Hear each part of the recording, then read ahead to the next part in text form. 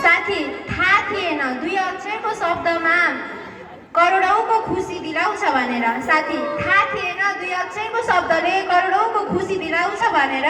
यो 2 अक्षरको शब्दले नै ती पिर्ने पात्रलाई मिलाउँछ भनेर। कलिलो उमेर कलिलो मस्तिष्क अनि रङ्गीन चाहना, कलिलो उमेर कलिलो मस्तिष्क अनि रङ्गीन चाहना, एक अर्काको साथ नै हुन्थ्यो हामीलाई खुसी हुने बहाना। धन्यवाद कार्यक्रम सञ्चालक बहिनीलाई। आदरणीय यस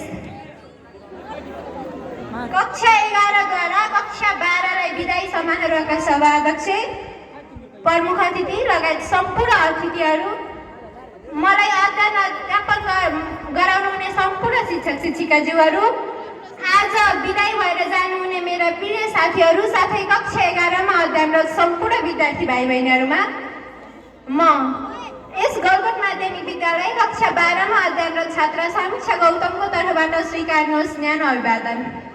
सर्वप्रथम त म यस विद्यालय परिवारलाई हृदयदेखि नै आभार प्रकट गर्न चाहन्छु।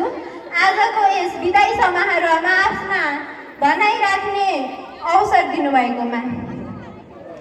वास्तवमा हिजो जस्तो लाग्छ यो विद्यालयमा आएको, आज कति छिटो 2 वर्ष पुगेछ। यो 2 वर्षको बिचमा मबाट जान अनजानमा भएका कयौं गल्तीहरूलाई माफ गरिदिई मेरो भविष्यको लागि पथ निर्देशन गर्नुहुने मेरा सम्पूर्ण गुरु गुरुआमाहरूमा म हृदयबाट आभार प्रकट गर्न चाहन्छु। हिजोको दिनमा कहीँ जान अनजानमा मबाट धेरै भुलहरू भएको हुनसक्छ।